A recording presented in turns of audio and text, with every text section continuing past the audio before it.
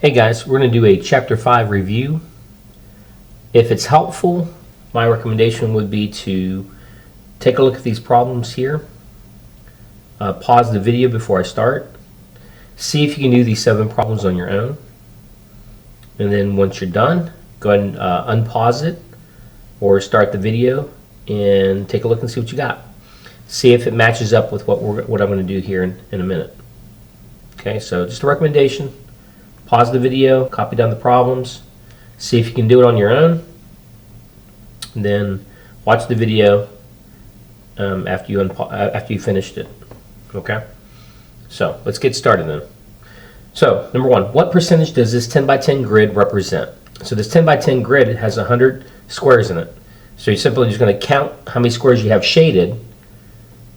In this case, there's 14 squares shaded.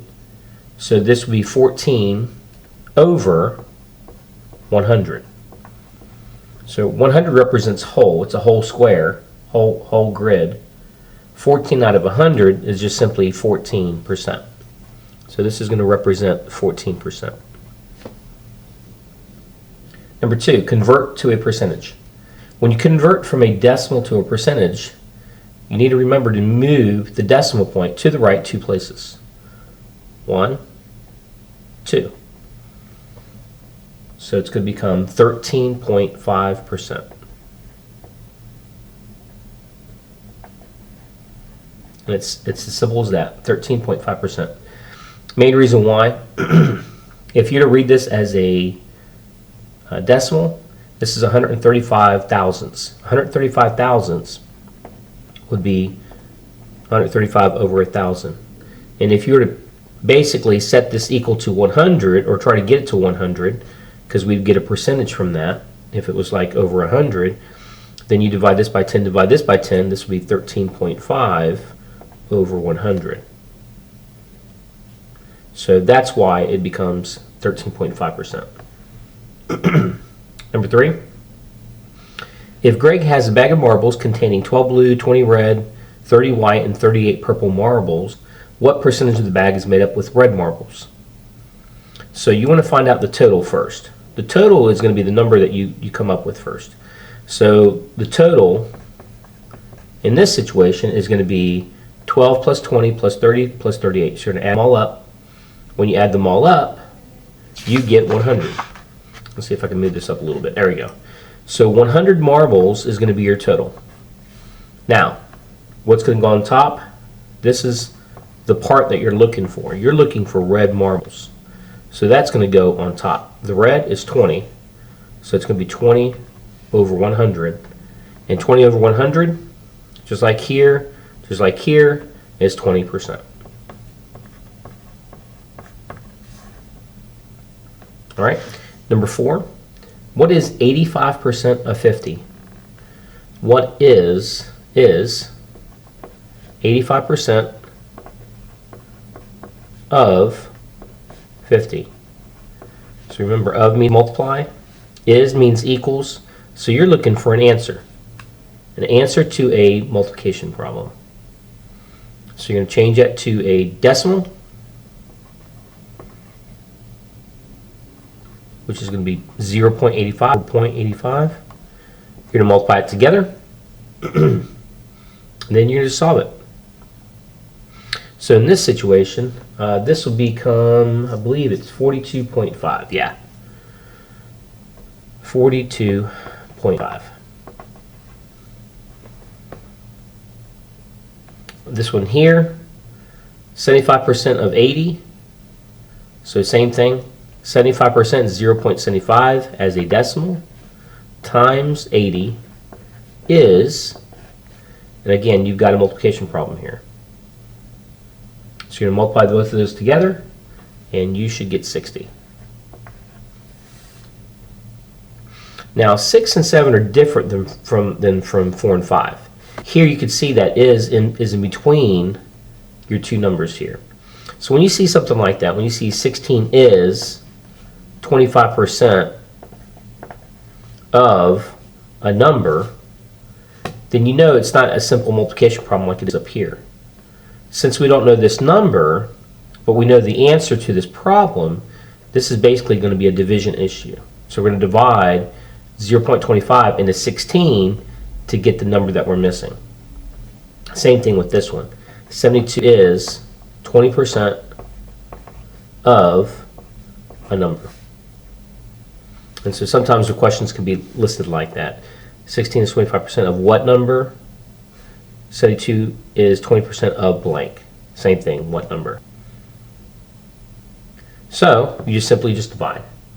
So 16 divided by 0.25, let me get a pencil here. Just make sure when you divide by a decimal, you want to move the decimal to the right 2 places. 1, 2, because you can't divide by a decimal. You have to divide by a whole number. If you move it 2 places to the right, you have to move it 2 places to the right to here as well. Otherwise, you're dividing by a different number. You don't want to not do it here and do it here, or vice versa. You're going to mess up the number quite easily. So we're going to add our zeros, put our decimal here. So now it's going to be 25 goes into 1600. And I'm just going to erase this so it's a little bit less clutterly, or whatever that word is there. All right, here we go. All right, so 25 goes into 160. See, 6 times. That's 150. Subtract. 25 goes into 100 4 times. And it goes in evenly. And I'm running out of space there, so I'm just going to leave it alone. So that's 64. And that kind of makes sense because 25% is 1/4 of a number, or basically you take the number divided by 4. And if you try to find 25% of 64, 64 divided by 4 is 16. So that works. Let's go to this one. 72 is 20% of a number. So same thing. We're going to divide 72 by 0.20. We're going to move the decimal to the right 2 places. 1, 2, 1, 2. So it's going to end up being 7200. 20 can go into 72 3 times.